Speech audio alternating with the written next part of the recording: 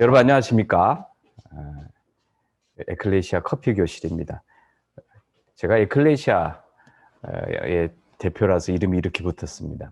아무튼 젊은 여러분과 더불어서 이런 의미 있는 시간, 행복한 시간 갖게 돼서 저는 참 행복합니다. 여러분 모두도 행복하시길 바라고 오늘의 이 강의를 통해서 여러분에게 유익이 됐으면 참 좋겠습니다. 자, 딴소리 길게 하면은 그만큼 유익한 내용을 전달하는 시간이 줄어드니까 바로 본론으로 들어가겠습니다. 여러분 커피 하면 일반적으로 아마 여러분 머리에는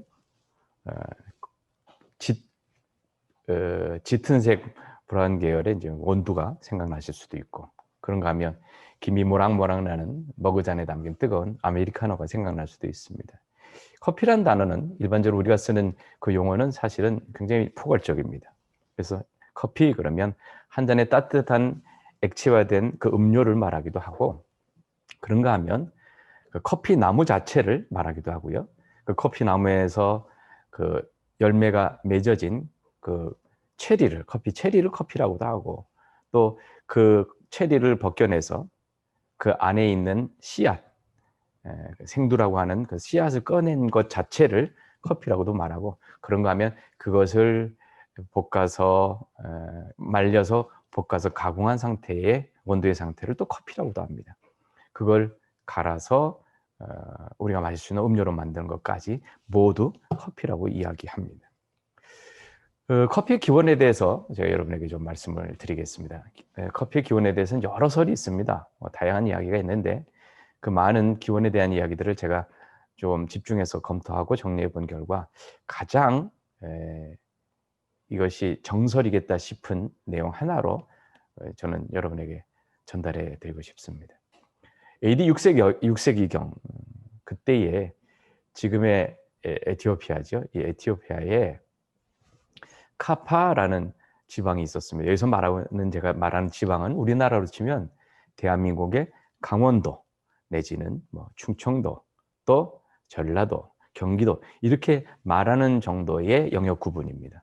그러니까 에티오피아가 옛날에는 이 비시디아라는 나라 왕국의 자그마한 왕국의 이름을 가지고 있었는데, 그 왕국에 카파라는 지방에 칼리라는 이름을 가진 그런 목동이 있었습니다. 어린 양치기 소년이었죠.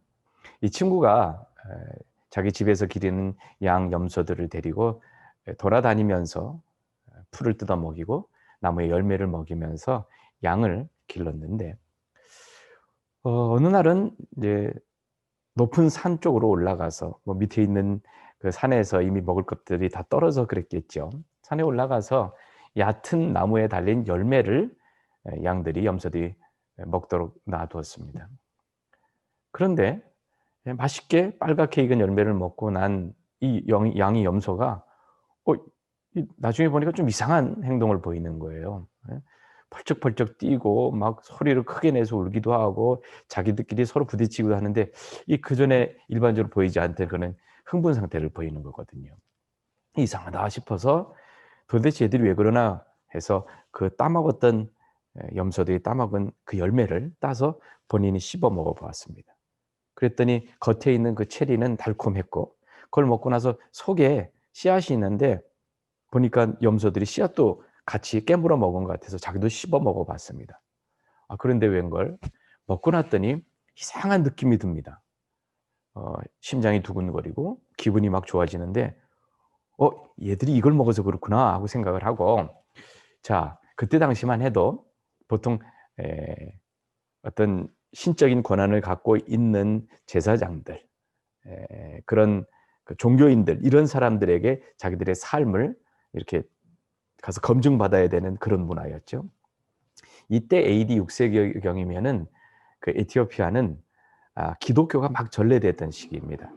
기독교 초기에 그때의 그 에티오피아의 그 여왕의 넷이었던 간다게라는, 그러니까 지금으로 따지면 아마 그때 에티오피아 왕국의 비서실장 정도 됐을 겁니다. 이 사람이 그 수교를 위해서 유대 지방에 가서 이스라엘에 갔다가 거기에서 에티오피아로 돌아가는 과정에서 그 그리스도인이 됩니다.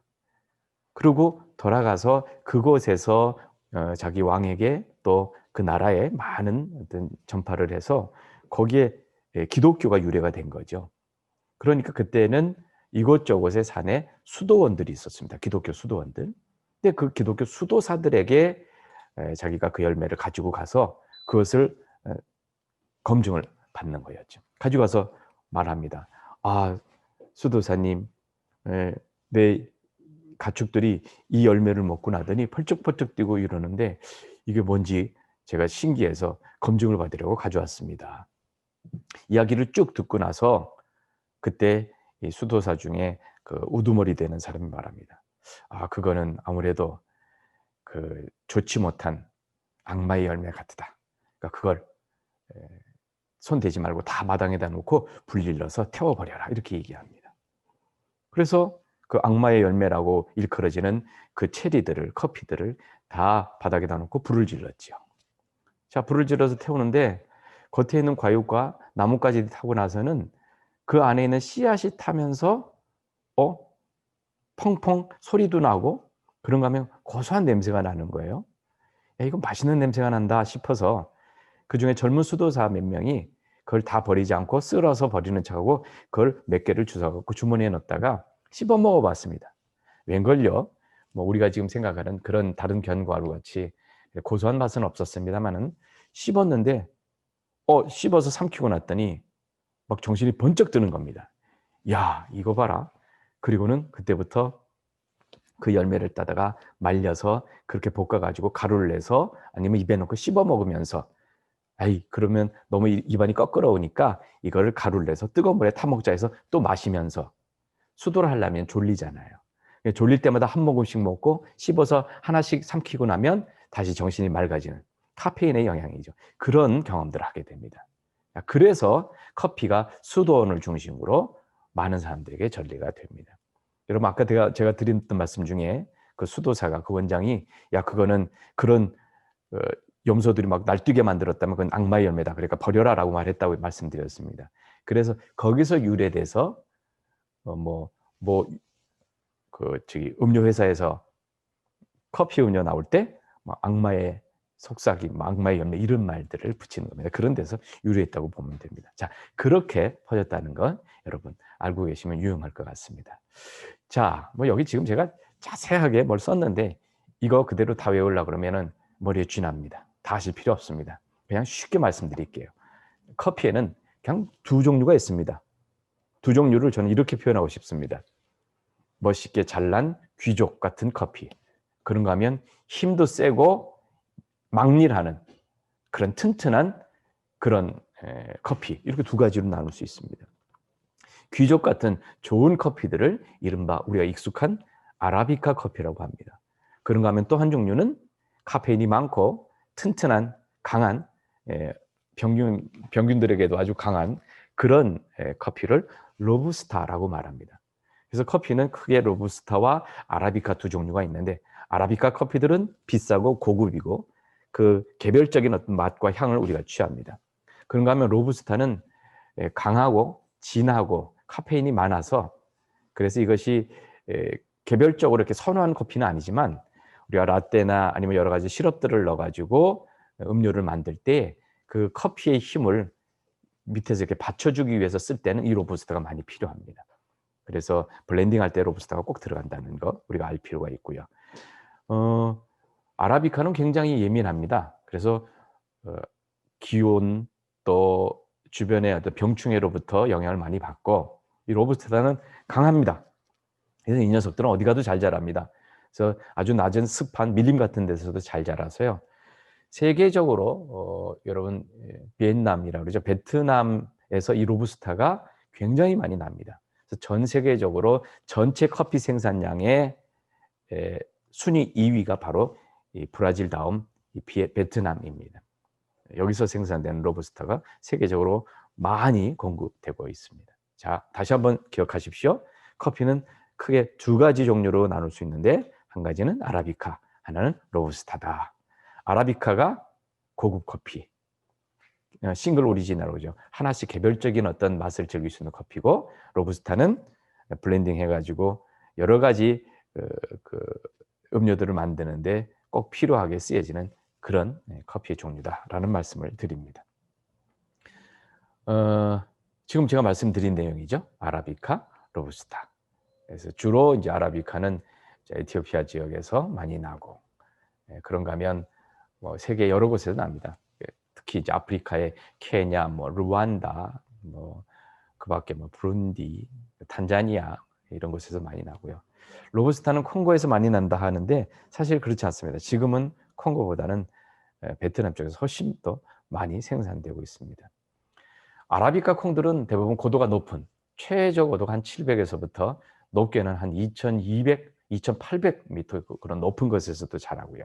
그런가 하면 아주 낮은 곳에서, 습한 곳에서도 이 콩고에 또 내지는 비엔남에서 자라는 이 로부스타는 잘 자랍니다.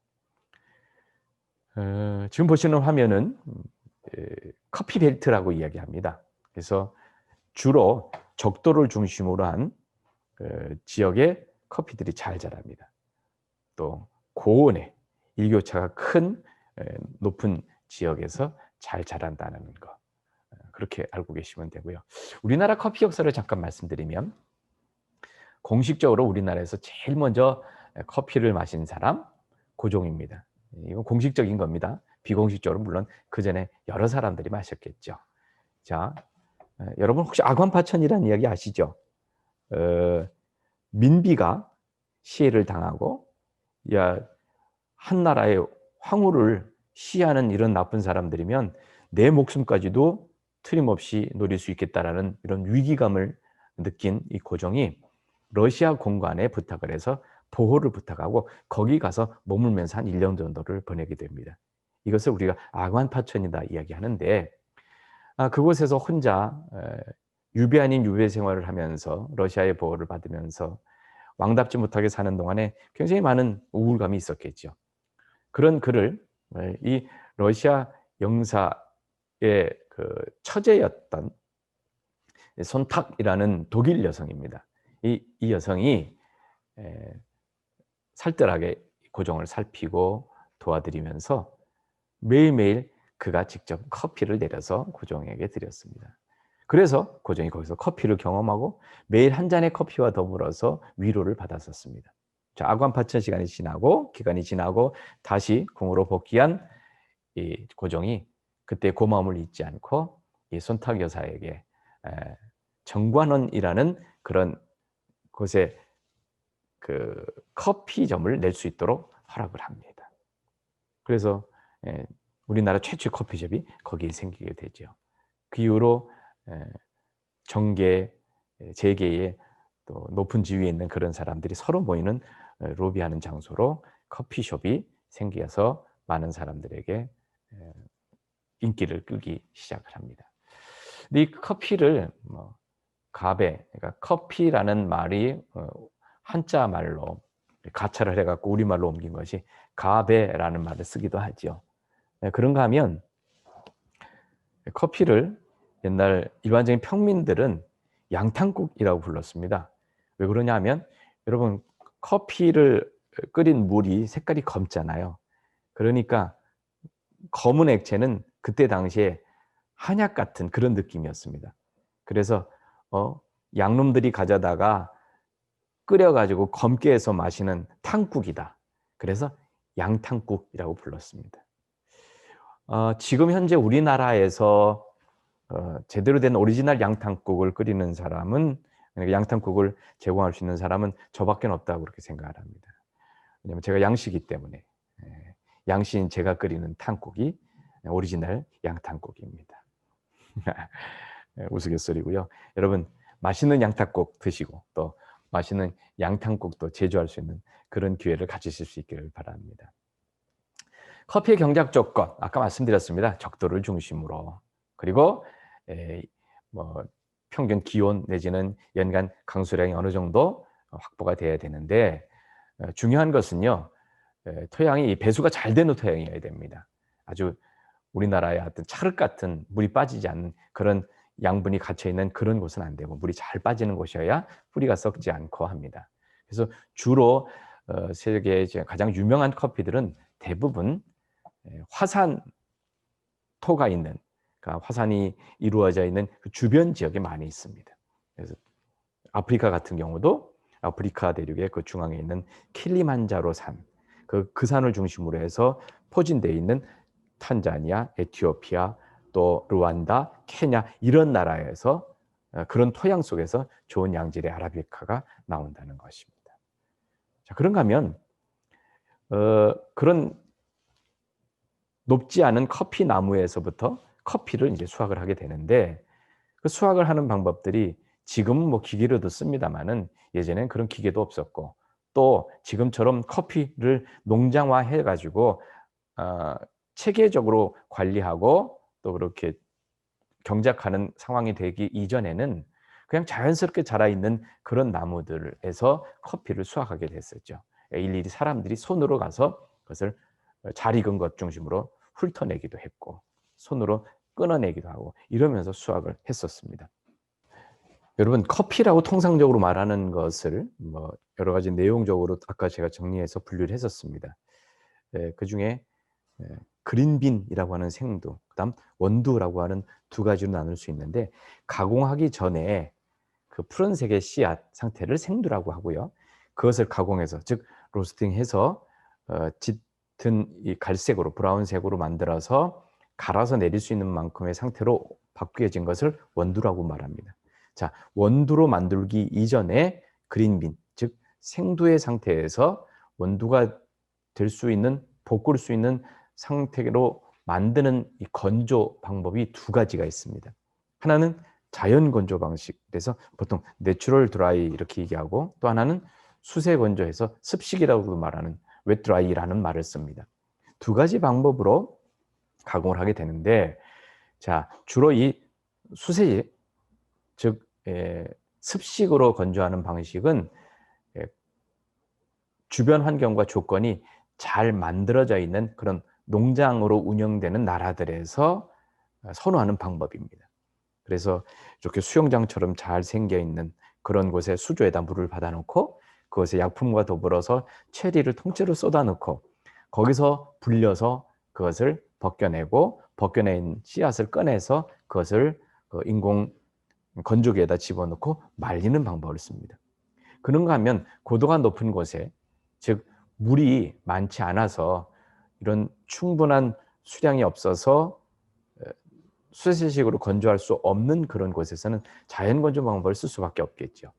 그래서 큰 마당을 만들어 놓고 거기에 멍석을 깔아 놓고 일일이 손으로 다 체리를 벗겨내고 그 안에 있는 씨앗을, 그러니까 깨끗하게 씻겨지지 않은 씨앗에 과육이 묻은 채로 그것을 널어서 말립니다.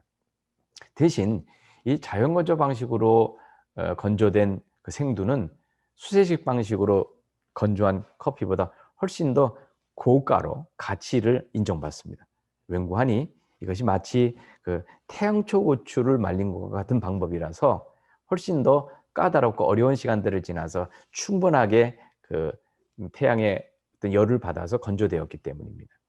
그리고 깨끗이 벗겨지지 않은 과육들이 오히려 그 외피에 남은 채로 이것이 점점점 시간이 지나면서 말라가면서 그 씨앗에 영향을 미치기 때문에 그것으로 인해서 그 콩에 더 풍부한 향이나 맛이, 그런 것들이 배이어서 더 맛있는 커피를 만드는 경우가 있습니다.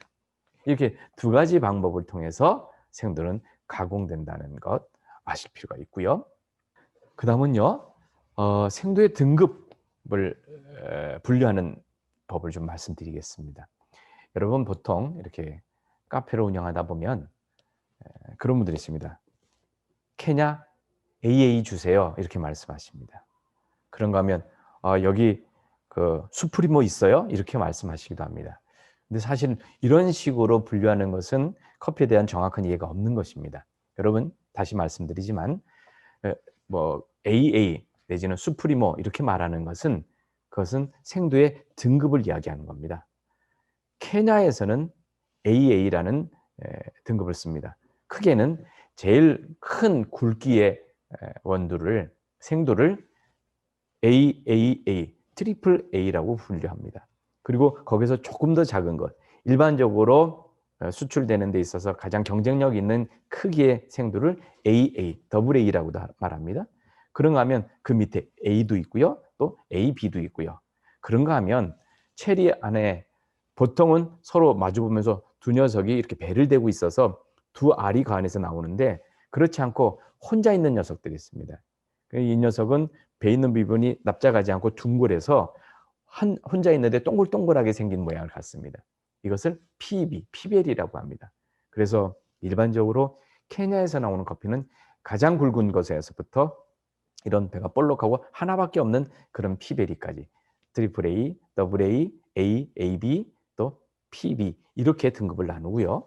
그런가 하면 에티오피아 같은 경우는 그레이드의 약자로 G로 등급을 나눕니다. 그래서 그레이드 1, G1, G2, G3, G4 해서 G10까지 나누는데 보통은 G4까지는 수출할 수 있고요. 그 이하 것은 수출하기에는 그 품질이 좀 많이 떨어진다 싶어서 자국에서 해소를 합니다. 보통 그 아주 가치 있는 커피로 경쟁력 있는 커피로 수출되는 것들은 보통 G1에서 G2 등급이겠죠. 자, 그런가 하면 저쪽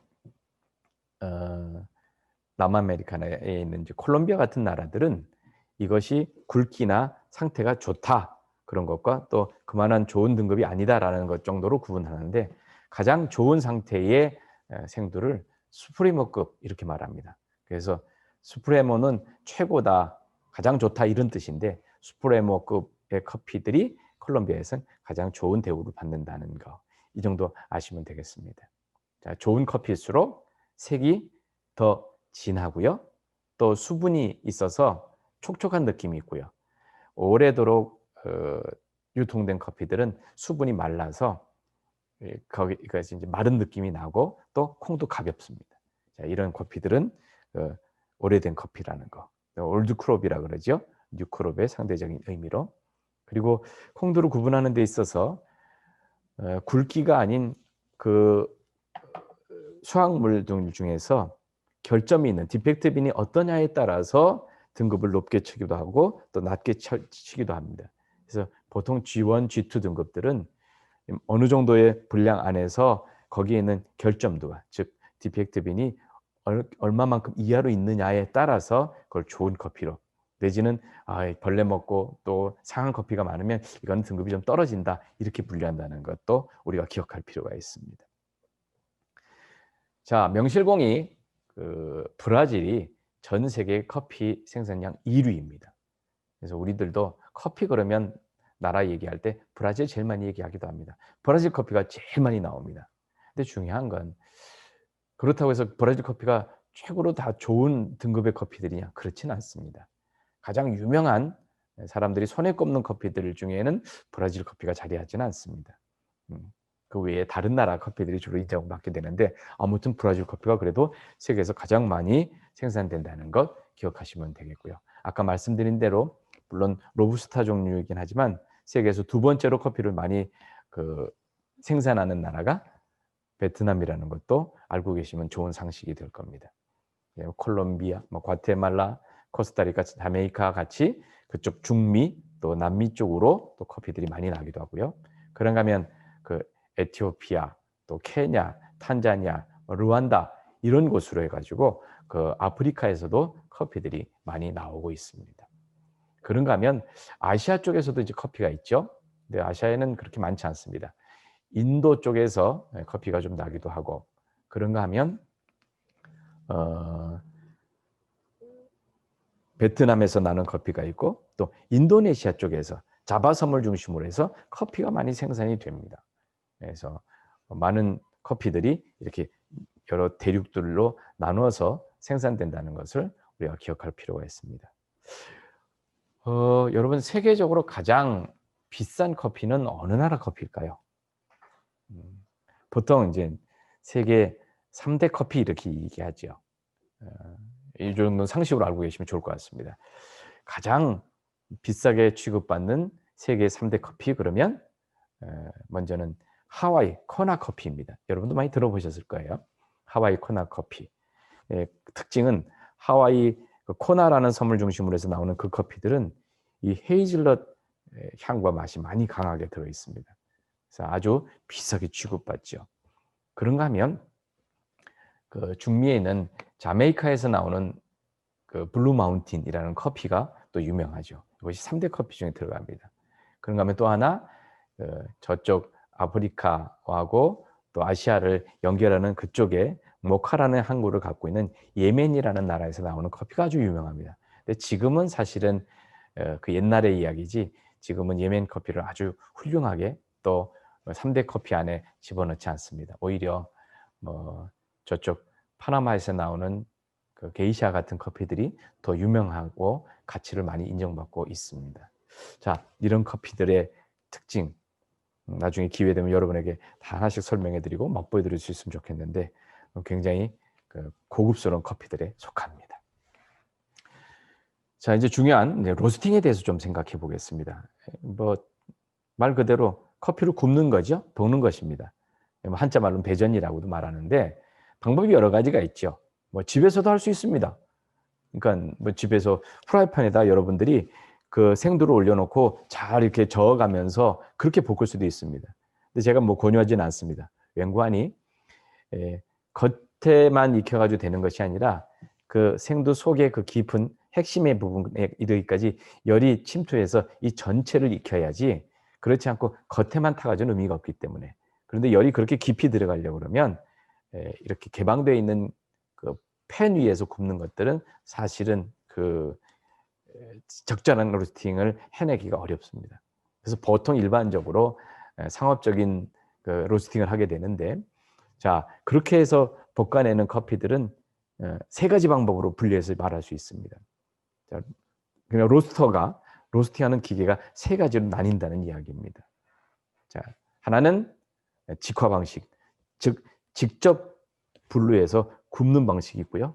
그런가 하면 직접 가해지는 불과 또 그 열을 통해서 공기를 데펴서 직접 가해지는 열과 뜨거운 공기 두 가지를 가지고 같이 그 열원을 통해서 굽는 방법이 있고요. 그런가 하면 아주 뜨겁게 공기를 데펴서 그 공기를 통해서만 커피를 볶는 방법이 있습니다.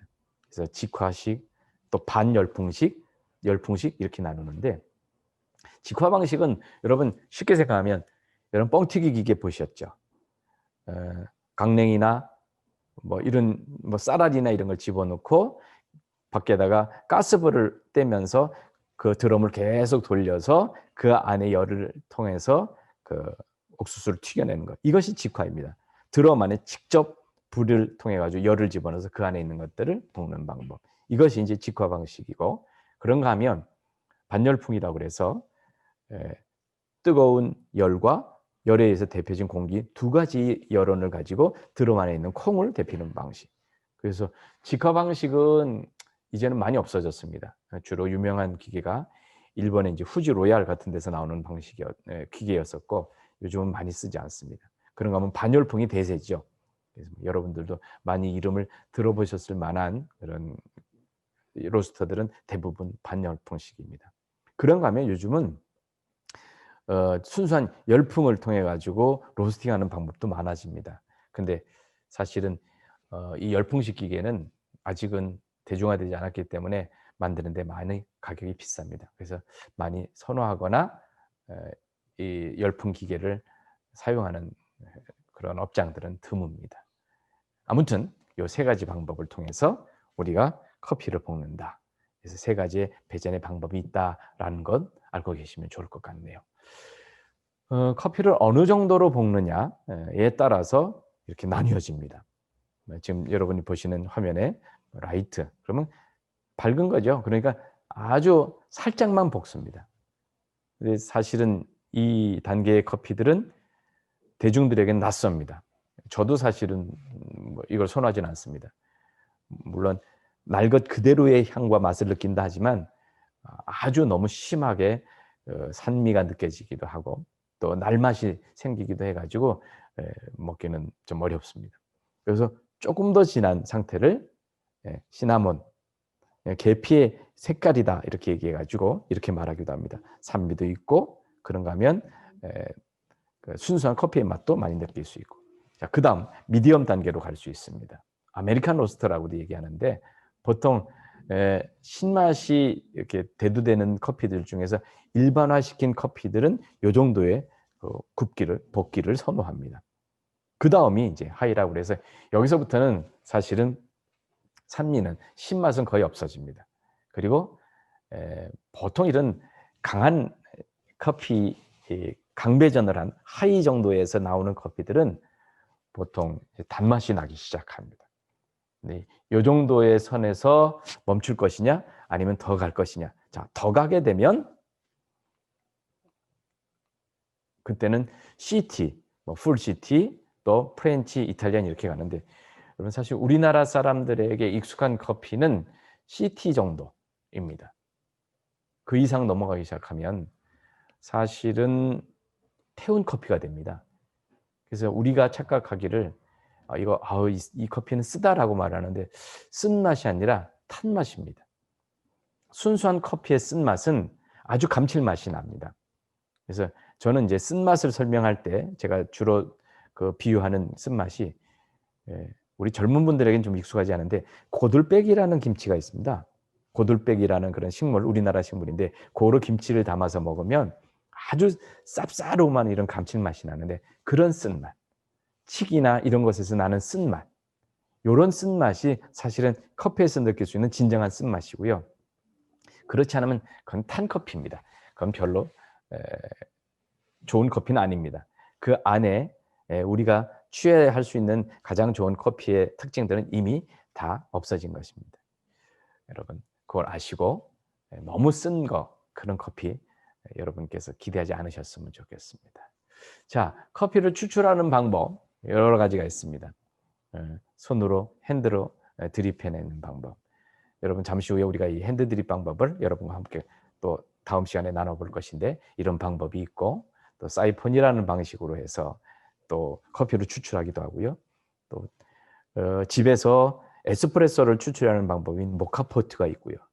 그다음 터키의 커피들을 추출하는 방식인데 아주 고운 가루를 펄펄펄 끓여가지고 진하게 달여가지고 가라앉힌 다음에 내리는 그런 커피가 있고요.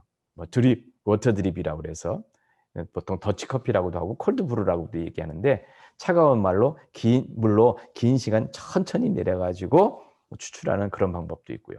그런가 하면 기계를 통해서 강한 압력을 통해서 순식간에 원액을 뽑아내는 에스프레소 추출 방법이 있습니다. 여기에 뜨거운 물을 부으면 아메리카노가 되고 그다음 거기에 우유를 넣으면 라떼가 되고 하죠. 여러분 아메리카노라는 말에 대한 어원이 어디서 왔는지 혹시 모르시죠? 잠깐 설명드리고 넘어가겠습니다. 이 아메리카노는 옛날에 세계대전 때에 이탈리아 사람들이 커피를 먹는 걸 보고 미군들이 그 커피 맛있어 보이는데 한번 먹겠다고 먹어봤어요. 그런데 여러분 워낙 진하고 강하니까 우리 입에는 안 맞다 해서 그걸 자기들이 가지고 다니는 그 반합에다가 그 원액을 넣고 뜨거운 물을 넣어가지고 그렇게 희석해서 마셨습니다. 그래서 미국 군인들이 즐겨 먹는 커피로 그래서 미국 사람들이 먹는 커피인 아메리카노라는 커피가 생긴 것입니다. 여러분 만약에 이탈리아에 여행 갈 일이 있으면 가서 그 카페에 가서 커피 주세요 그러면 절대로 아메리카노 주지 않습니다. 일반적인 커피가 아니라 거기서는 아메리카노는 특별한 커피입니다. 미국식 스타일로 주세요 해야 그렇게 주시고요. 만약 가가지고 여러분 그냥 커피 달라 그러면 다 원액 줍니다. 에스프레소로 줍니다. 거기에다 살짝 설탕을 넣어가지고 한 입에 털어넣고 가기도 하고 합니다. 자, 여러분 이 커피의 추출의 방법에 따라서 내용들도 여러 가지로 나뉘어지는데 제가 말씀드린 그 추출 기구들이 이렇게 나뉘어지게 됩니다. 그렇게 중요한 것이 아니라서 길게 설명하지 않겠습니다. 네. 보통 일반적으로 우리가 만나는 커피는 에스프레소에다가 시럽을 가미한다거나 물을 넣어서 또 우유와 희석해가지고 만들어내는 커피입니다. 에스프레소는 이탈리아 말입니다. 그래서 익스프레소라는 이제 영어를 에스프레소라는 이탈리아 말로 쓴 것인데 머신을 통해서 급하게 강하게 추출해낸 원액을 말합니다. 근데 이거보다 조금 더 덜 빼는 것들을 원액에 조금 더 가깝게 빼내는 방법을 리스트레토라고도 얘기하고요. 그런가 하면 에스프레소를 조금 더 많이 양을 불려내서 추출하는 것, 이걸 롱거라는 방식으로 말하기도 합니다. 에스프레소는 가늘게 분쇄한 가루를 집어넣고 순식간에 한 9기압 정도의 강한 압력으로 뜨거운 물로 밀어내서 커피 원액을 추출하는 것이다. 여러분 이렇게 아시면 됩니다. 제가 보통 이렇게 지금 강의하는 내용들이 기계를 통해서 커피 원액을 빼서 그것을 가지고 가공하는 커피들을 만드는 방법을 이야기하기 때문에 여기서는 이 방법을 지금 쭉 정리하고 있는데요. 에스프레소의 추출 여건. 근데 사실은 이게 지금 여러분에게 설명한다는 게 별로 의미가 없습니다. 왜냐하면 이건 기계를 두고 직접 기계를 다루는 방법들을 설명하는 과정에 들어가야 되기 때문에 오늘은 패스하도록 하겠습니다. 네, 에스프레소 머신의 종류, 뭐 수동, 반자동, 뭐 자동 이런 것들이 있는데 이것도 그닥 그렇게 의미는 없습니다. 자, 에스프레소 커피를 통한 베리에이션된 음료에 대해서는 좀 아실 필요가 있죠. 근데 주로 우리가 알고 있는 용어들은 또 카페에서 이름 붙인 용어들은 미국식입니다. 근데 본래 커피는 오리지널 커피의 본국이 이탈리아죠. 그래서 거기서부터 나온 커피의 이름들이 사실은 정통인데 우리는 그 말들을 잘 안 씁니다. 그래서 여러분 지금 이렇게 말씀드리는 것들이 별로 여러분에게 그렇게 와닿진 않을 텐데 보통 이제 우리가 자주 쓰는 말이 이제 카페 라떼. 그러니까 카페는 커피입니다. 라떼는 우유입니다. 그래서 카페 라떼 이건 우유는 커피입니다. 그래서 지금도 이탈리아에 있는 사람들은 대부분 아침에 이 라떼를 가지고 그냥 한 모금 마심으로써 아침을 대신하는 사람들도 있습니다. 거기에 뭐 빵을 좀 더 먹기도 하고 쿠키를 먹기도 하는데 보통 데운 커피로 에스프레소하고 같이 섞어서 마시는 한 잔의 커피를 라떼라고 하고요. 여기에 거품을 좀 이렇게 더 많이 낸 커피를 카푸치노라고 말하죠. 이 카푸치노라는 말이 옛날에 이탈리아의 수도자들이 머리를 빡빡 깎고 이렇게 뒤집어 썼던 모자의 모습에서 유래된 이름이기도 합니다. 그래서 뽀얀 거품을 얹은 것, 이것을 카푸치노라고 말하고요.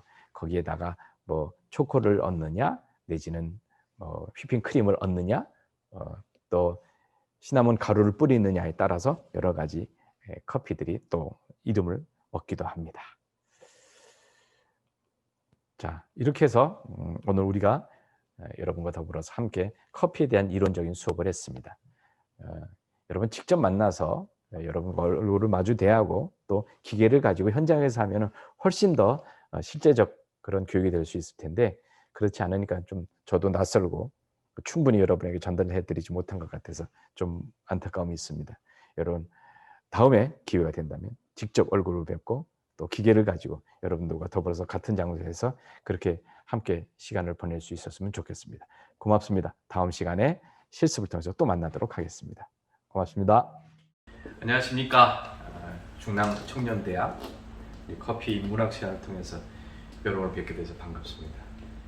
코로나가 뭔지 코로나19 때문에 직접 뵙지 못하고 영상을 통해서 뵙게 돼서 한편으로는 서운하고 그럼에도 불구하고 화면을 통해서 여러분에게 이 향긋한 커피 한 개를 전해드릴 수 있게 돼서 반갑습니다. 오늘은 실제적으로 커피를 내리는 과정을 쭉 진행해 보면서 그와 관계된 커피에 대한 지식 같은 것들을 한번 다시 점검해 보는 시간을 가지려고 합니다. 먼저 여러분 이미 이제 커피에 대한 이야기들을 PPT 자료를 통해서 쭉 한번 정리를 했기 때문에 여러분이 알고 계시는 걸 전제로 두고 그 다음에 이제 커피를 내린다 할 때 로스팅된 커피죠.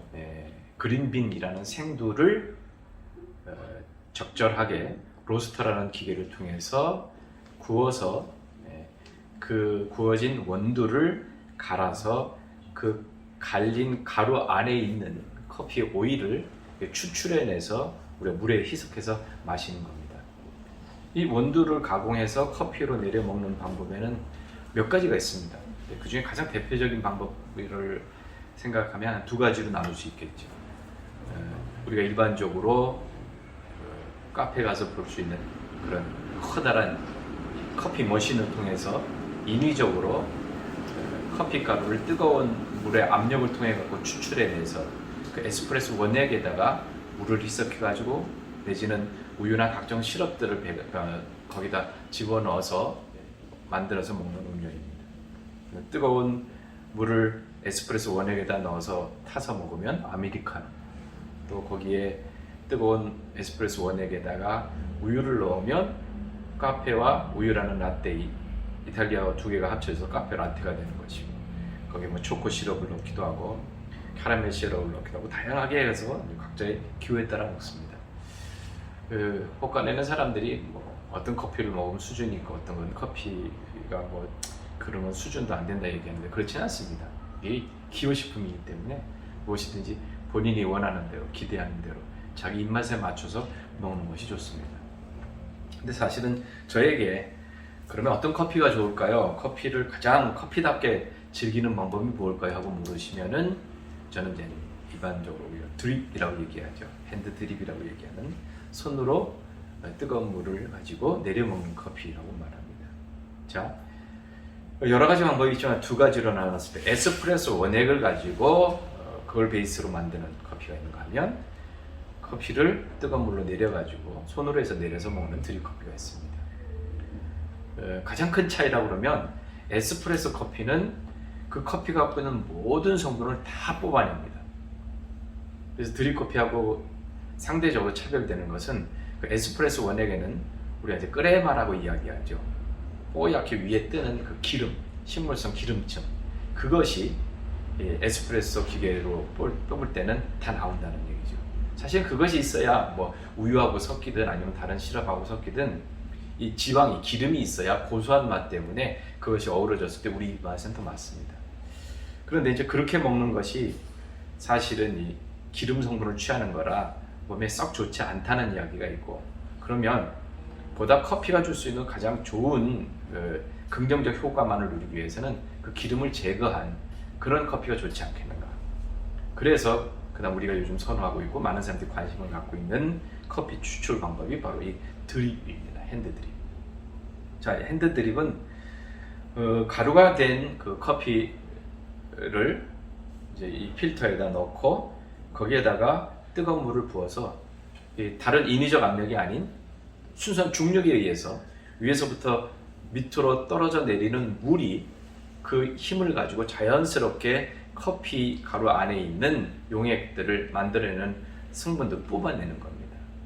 그래서 이 페이퍼 필터라고 하죠. 이 종이 필터가 이게 지방을 통과하기는 어렵게끔 만들어져 있기 때문에 기름은 여기에 걸러지고 기름 외에 커피에 좋은 성분들은 빠집니다. 그래서 가장 대표적으로 항산화 물질, 폴리페놀이라고 그러죠. 이것을 포함한 좋은 성분들은 이 커피를 통해서 다 내리게 되는데, 중요한 것은 단순하고 쉬운 것 같지만 이 방법을 아주 올바르게 활용했을 때는 좋은 커피를, 그렇지만 이것도 적절한 그런 가장 좋은 추출을 하지 못했을 때는 또 여기서 줄 수 있는 이제 불편한 커피에 대한 내용물들을 같이 흡수하게 됩니다.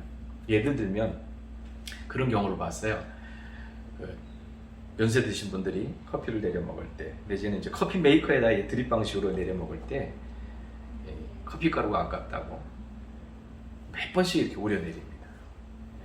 그래서 드립을 할 때도 그냥 한 잔을 뺀다 그러면 한 잔을 다 계속 커피로 부하고 빼내는데, 여러분 커피가 줄 수 있는 순수하고 좋은 성분들은 뜸들이기 이후에 한 2번의 추출을 통해서 대부분이 빠져나옵니다.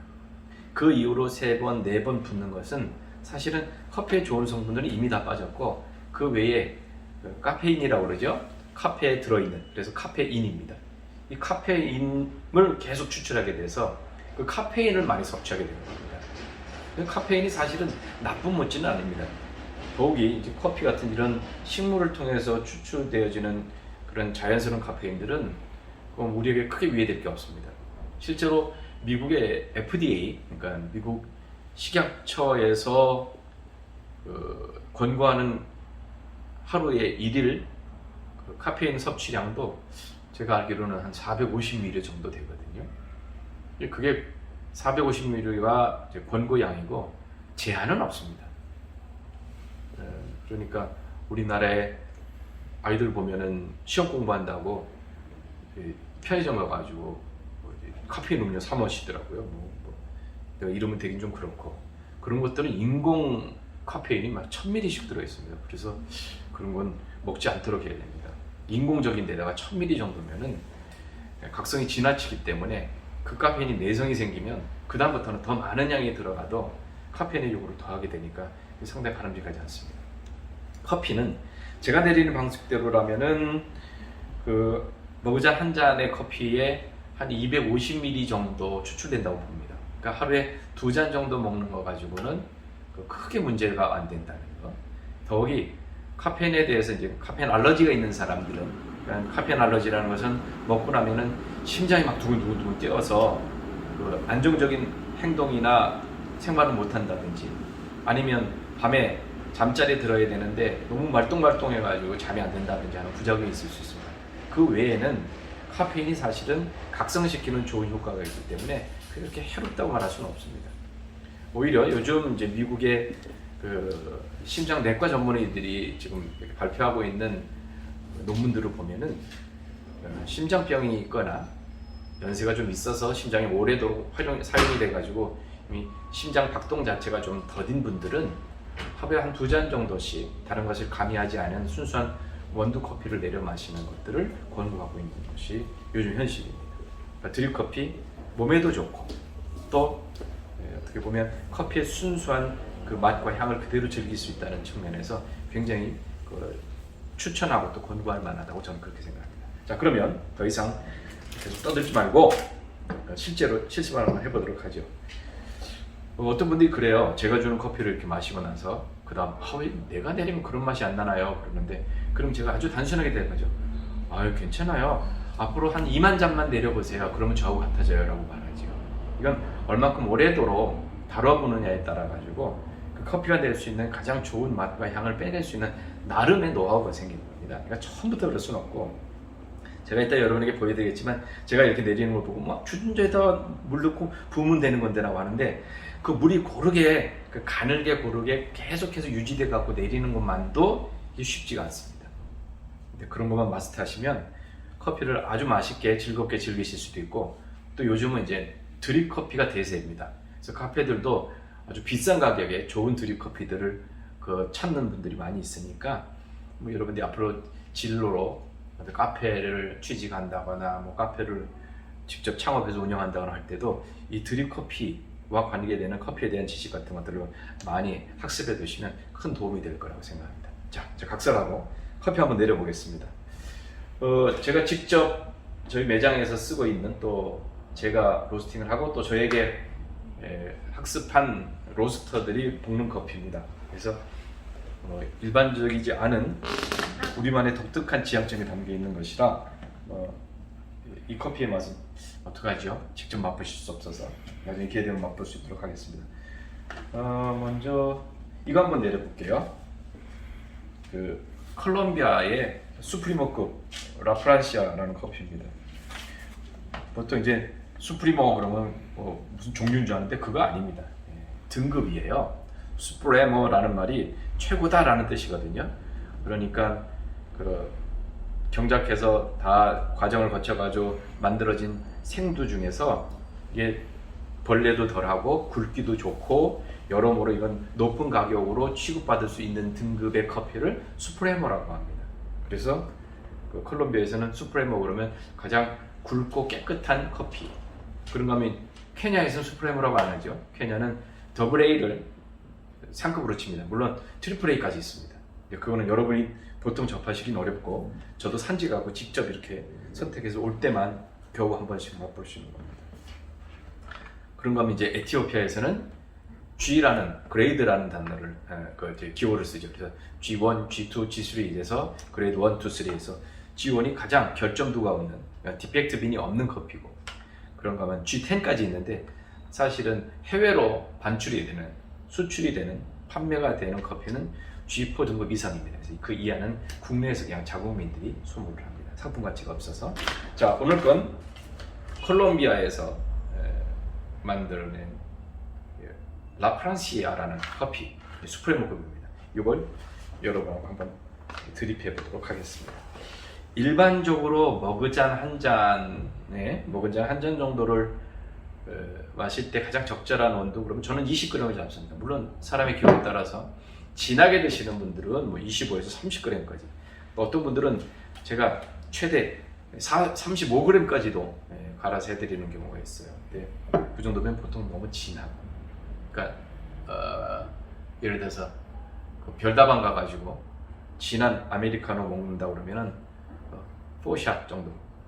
근데 그게 이제 거기는 워낙 진하게 등급이 기준이 매겨져 있어서 한 샷 4개 정도 넣는 정도의 진함이라고 보면 되고, 지금 20g 정도면은 에스프레소로 치면은 저희 같은 경우는 리스트레토라고 아주 원액을 조금만 빼기 때문에 투샷을 넣습니다.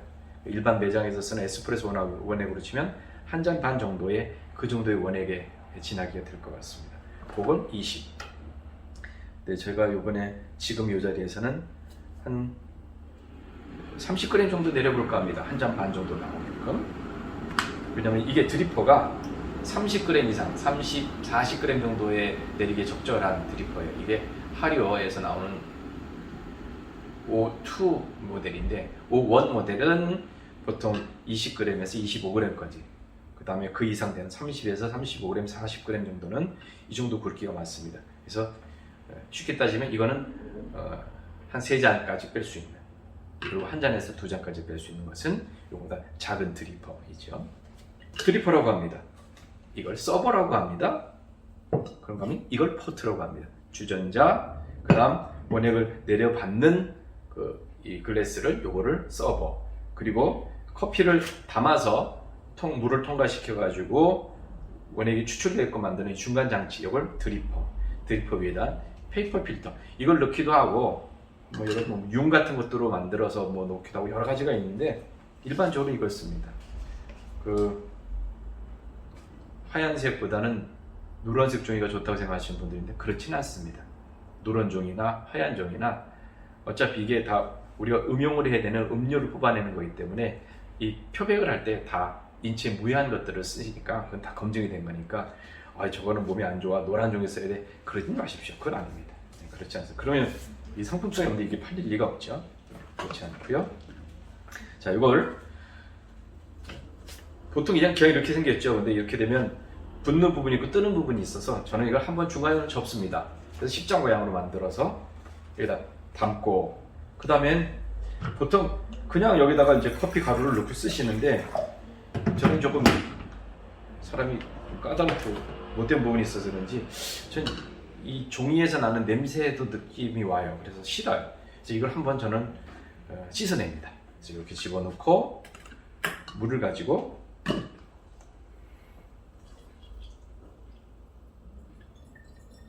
이렇게 해서 페이퍼 필터를 한번 씻어내요. 그러면 필터가 씻어지죠. 자, 그럼 보시면 이런 모양으로 됩니다. 근데 여기 보면 라인을 따라서 붙은 부분이 있고 하얗게 뽀얗게 뜬 부분이 있을 텐데, 이게 선명하게 나와야 돼요. 안 그러고 다 붙어버리면 공기가 들어가질 않으면 여기에 물이 갇혀갖고 내려가질 않잖아요. 그러니까 완전히 붙이면 안 되고 결을 따라서 공기가 들어가가지고 물줄기가 밑으로 빠질 수 있는 공간이 있어야 된다는 거 그거 아시고, 이렇게 빼낸 다음에 이건 여기다 올려놓으면 되고, 자, 말씀드렸습니다. 제가 30g을 하겠다고 30g을 저울로 답니다.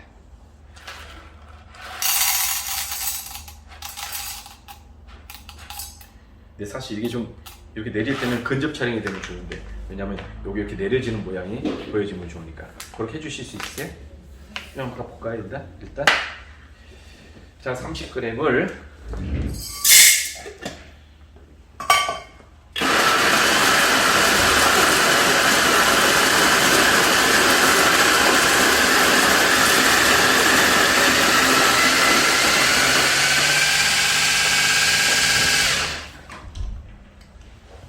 갈았습니다.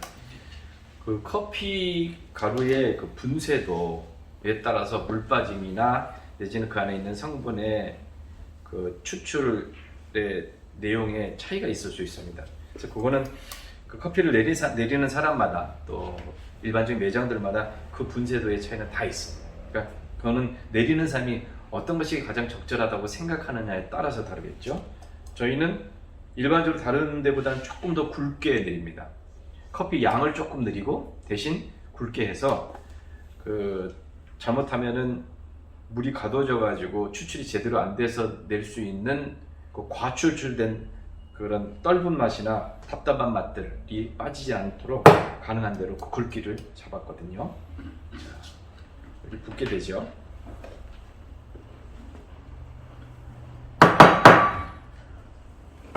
이렇게 동그랗게 소복하게 잘 사이즈도 붓는 게 중요합니다.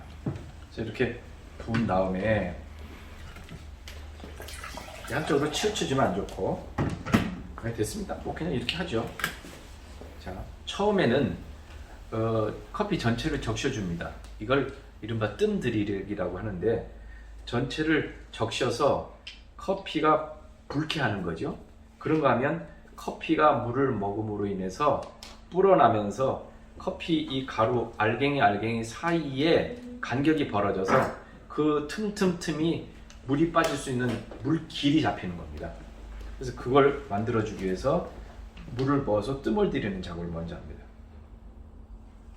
천천히 중앙으로부터 해서 나선형으로 쭉 돌려가지고 잘 적시고 나면 이렇게 하고 제가 한 30초를 둘 겁니다. 여러분 대부분 집에서 드실 때도 물을 부어서 뜸을 들이고 30초 지난 다음에 2번을 더 분다 생각하시면 돼요. 그러니까 뜸 들이기까지 해서 다 합쳐서 3번인데 그 뜸 들이기를 제거하면 2번을 물을 붓는 거죠. 그만큼이면 아까 말씀드렸다시피 필요한 그 가장 좋은 원액은 그대로 그 성분들을 다 추출하는 거죠. 자, 30초. 제가 아까 5분이 시작했습니다. 35초 됐으니까 이제 붓습니다. 다시 중앙으로부터 천천히 가늘게 조금씩 나선형으로 바깥으로 돌면서 여러분 꼭 주의하셔야 될 게 이렇게 부으면서 이 물이 붓는 물이 밖에 외벽으로 가서 붙으면 안 됩니다. 그러면 모여있는 커피의 내용들을 추출하지 않고 밖에서 저 공간을 따라 가지고 물이 먼저 빠져버리기 때문에 원액 추출은 안 되고 물만 내려가요. 그러니까 바깥쪽으로 벽으로는 물이 가지 않도록 중앙을 중심으로 해서 나선형으로 계속해서 적당하게 테두리를 한 5mm에서 한 1cm 정도까지의 간격을 두고 그렇게 되면 이렇게 원이 중앙으로 잡혀요. 그렇게 해서 한번 내렸습니다. 이렇게 내렸을 때 보통 30초 걸립니다. 아까 말씀드렸다시피 뜸 들이기 30초 그리고 나서 이어서 한 번 더 내리면 그때가 30초 1분이 지나죠. 요게 처음 추출을 한 1차 물 붓기가 끝나는 시간이 하여튼 좀 30초 걸립니다. 요 30초 정도 지난 다음에 그 다음에 다시 한번 1분 30초쯤 되면은 그때 또 물을 붓는 것이죠. 천천히. 아까하고는 다르게 제가 위아래로 포트를 오르고 내리고 하면서 붓는 느낌을 보실 수 있어요. 왜냐하면 이미 한번 1차로 물을 부었기 때문에 물을 먹은 커피가 쭉 가라앉아갖고 서로 달라붙어 있잖아요. 그럼 위에서 물을 부었을 때 그 녀석들이 위에서부터 내려오는 것도 무게와 압력 때문에 그 중간에 있는 애들이 골고루 자기 몸에 충분히 물을 적셔가지고 자기가 가지고 있는 성분을 다 빼내지 못하는 거죠. 그러니까 이렇게 위아래로 소용돌이를 시켜서 여기에 있는 커피가 물 위에 소용돌이 때문에 이렇게 움직이면서 뒤집어지게 해서 윗면에만 물이 닿지 않고 밑에 있는 애들도 뒤집어지고 엎어지고 하면서 물을 충분히 다 적셔져서 골고루 이 성분들이 배출이 될 수 있도록 하기 위해서 그렇게 하는 겁니다. 자, 그렇게 해서 2번에 거쳐서 마지막 똑똑똑 떨어지는 거 이거 아까워지 마시고 끊어냅니다. 여기서 잔맛이 나오는 경우가 있어요. 자, 이렇게 해서 지금 원액이 빠졌습니다. 제가 30g을 넣고 한 300ml 가까운 한 250ml 정도의 물이 나왔습니다. 여기다가 머그잔 한 잔이 보통 작은 머그잔은 200ml, 그다음 200ml, 그다음 조금 큰 것은 250ml 정도 됩니다. 그러니까 제가 30ml를 넣었다 그러면 그 한 잔 반이라고 쳤을 때 450ml 정도 보면은 그 진하기가 가장 적절합니다. 여러분들한테는 안 보이시지만 여기 지금 스태프들이 계시거든요. 이분들이 이 커피를 드시고 아마 이제 그 피드백을 하시겠죠. 여러분은 못 보시겠지만 아마 이분들이 깜짝 놀라서 눈이 동그래지는 모습이 저는 그림이 그려집니다. 자, 이렇게 되면 한 잔 반 정도의 가장 적절한 드립 커피가 만들어졌습니다. 이런 커피는 맛이 다 다릅니다. 동일하지 않습니다. 그러니까 원산지가 다 다른 커피를 동일한 맛을 낸다는 건 그건 어떻게 보면 그 각각 다른 커피의 매력들을 다 소멸시킨 그 나쁜 짓을 하는 겁니다. 다 다릅니다. 예를 들면 이 지금 제가 내린 이 콜롬비아 라프란시아 같은 경우는 콜롬비아 커피는 산미가 강한 커피입니다. 왜냐하면 커피를 생두 상태로 만들어내는 과정이 처음에 커피 체리를 따서 그 안에 있는 씨를 빼내는 건데 그 체리를 따서 씨를 빼내 가지고 그 씨앗을 하나를 깨끗하게 만들어내는 과정을 두 가지 종류의 트랙으로 나눠서 작업을 하게 됩니다. 하나는 내추럴 방식이라고 그래요. 자연 건조 방식. 또 하나는 수세식이라고 합니다. 그러니까 물을 통해 가지고 씻어내는 습식 방식 이렇게 되는데 아주 쉽게 표현하면은 내추럴 방식은 태양 쪽 구추 만드는 거라고 생각하면 돼요. 그래서 구추를 멍석에다 널어서 말리는 거죠. 자연스럽게 태양빛을 맞추면서. 근데 그게 손이 많이 가잖아요. 계속 이렇게 한쪽으로 습하게 밑에 있어가지고 상하지 않도록 그렇게 계속 뒤집으면서 먼지 닦아주면서 태양빛을 쬐게 해야 돼요. 시간이 오래 걸립니다. 그렇지만 태양빛을 머금기 때문에 아주 비싸고 고급스러운 커피가 됩니다. 그런가 하면 그런 과정들이 힘드니까 꽃을 따가지고 씻어가지고 건조기에 나가가지고 빠른 시간에 말려버려가지고 빨갛게 만드는 경우가 있습니다. 이거는 말 그대로 이제 건조기를 사용한 인공적인 방법이죠. 근데 그렇게 인공적으로 만드는 게 좀 싸긴 하죠. 그러니까 내추럴 커피보다 이 수세식 커피가 좀 쌉니다. 왜냐하면 공이 그만큼 덜 들어가서. 근데 그렇다고 해서 내추럴은 무조건 공을 들여서 비싸게 받기 위한 커피로 그렇게 만들었냐? 그렇진 않아요. 주로 이제 내추럴 커피들이 생산되는 나라가 저쪽 에티오피아 지역인데 에티오피아 같은 경우는 해발 고도가 한 1800에서 2200, 2300m 그런 높은 고지대 산에서 주로 재배가 됩니다. 이 인공 재배가 아니라 사실은 거기 자연적으로 나 있는 많은 커피 나무에 그 마을 사람들이 함께 가갖고 따다가 마을 봉투에다 널어 말려가지고 판매해가지고 그 수익을 나누는 구조죠.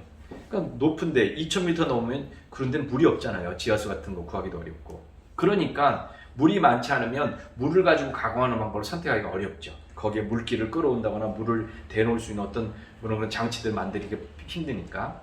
그래서 거기는 자연 건조가 발달했고, 그렇지 않은 곳은 한 번에 많은 양의 커피들을 가공해내기 위해서는 그런 시간들이 오래 걸리고 장소가 한정적인 그런 자연 건조보다는 기계를 통하고 하는 게 쉬우니까, 뭐 우리가 보면 꼭 수영장 같이 생긴 넓은 데다가 물을 받아놓고 약품을 넣은 다음에 거기다 체리를 집어넣고 불려서 그거를 벗겨냅니다. 그리고는 그것을 깨끗이 세척을 해가지고 건조기에 넣어서 말리는 거죠. 근데 이 과정을 거치게 되면은 자연 건조된 것보다 산미가 신맛이 더 강합니다. 왜냐하면 본래 갖고 있는 그 맛이 그 수세식을 통해 갖고 건조시키고 하는 그 과정 속에서 약품이 물 속에 들어가서 이걸 빨리 불키게 하는 데 있어서 그런 산미가 좀 작용되는 것들도 있고, 그 다음 내추럴 커피 같은 경우는 이 체리가 어느 정도 묻은 상태로, 이게 다 손으로 하는 거니까 기계로 하지 못하고 손으로 사람들이 다 벗겨서 널어서 말리는 거니까 그 거뭇거뭇하게 거기에 이 커피 체리에 과육이 묻거든요. 그 묻은 것들이 시간이 지나면 이렇게 생각하시면 돼요. 우리가 자두나 복숭아 같은 거 먹을 때 막 먹으면 씨에 그 주변에 다 발라지지 못하고 남는 것들이 있잖아요. 그런 것처럼 손으로 벗겨놔도 남는 게 있는데 그런 채로 말리기 시작하면 그것들이 시간이 지나면서 말라가면서 거기 그 과육에 있었던 달콤한 향긋한 그 과일의 그 맛의 성분들이 그 속으로 이렇게 배어 스며들면서 말라가는 거죠. 그래서 내추럴 커피에는 그런 자연스러운 향이 그런 것들이 또 과일의 이런 달콤한 맛 같은 것들이 더 풍성해집니다. 아무튼 뭐 괜히 또 자꾸만 복잡하게 말씀드렸는데 내추럴 커피 같은 경우는 향이나 맛이 일반 수세식에 비해서 좀 더 다양하다는 거, 그리고 그 지역의 토양이 어떠냐에 따라서 또 기후가 어떠냐에 따라서 각각 다른 맛들이 납니다. 그래서 예를 들면 이 지금 말씀드렸던 콜롬비아 이 라프란시아는 산미가 강하고요. 그런가 하면 지금 제 손에 들고 있는 이 코스타리카의 이 따라주 같은 커피는 이거는 산미가 거의 없습니다. 대신 이제 너티한 아주 고소한 콩, 땅콩, 뭐 헤이즐넛, 뭐 또 호두 맛 이런 느낌들이 많이 나는 커피고요. 그런가 하면 여기 이제 코케언이라는 커피, 이런 것들은 이제 에티오피아 커피인데 이건 내추럴이거든요. 그래서 이거는 먹어보면 그 향이 베리 향이나 이런 것들이 굉장히 강하게 납니다. 그래서 뭐 이건 차갑기도 하다 이런 표현들도 합니다. 이렇게 다양합니다. 자, 다양한 커피, 그 다양한 커피가 갖고 있는 각각 그 지형에 따른 또 일교차에 따른 콩의 단단함, 즉 밀도의 차이에 따라서 로스팅 할 때에 그 로스팅하는 프로파일이 각각 다르게 적용이 됩니다. 단단한 콩은 그만큼 열을 깊숙이 집어넣어야 되고 그만큼 안에 있는 코어 있는 데까지 열을 넣어서 충분히 익혀야 되기 때문에 고열로 좀 더 길게 로스팅해야 되는 그런 부분이 있는가 하면, 밀도가 좀 낮은 커피들, 자연건조시킨 에티오피아 커피 같은 경우는 이런 것들은 똑같은 그런 강한 열로 하면은 빨리 타버리게 되거든요. 그러니까 열도 좀 낮춘 채로 시간들을 잘 조절해 가지고 그 커피가 갖고 있는 고유한 향과 맛이 가장 적절하게 그 추출될 수 있는 온도에서 배출을 시키고 합니다. 그래서 그렇게 되면 각 커피가 갖고 있는 맛이 다 다르죠. 그래서 다양한 맛, 다양한 커피들이 존재할 수 있는 겁니다. 여러분도 가능하시면 이 지구상에 엄청나게 많은 종류의 그 아라비아카 커피들이 있는데 그 커피들 중에서 내 입맛에, 내 기호에 맞는 커피가 무엇인지 테스트해 보시고 그 중에 하나를 선택하셔서 열심히 행복한 커피 생활을 즐길 수 있으면 참 좋을 것 같습니다. 네, 고맙습니다. 오늘 이 정도 하겠습니다.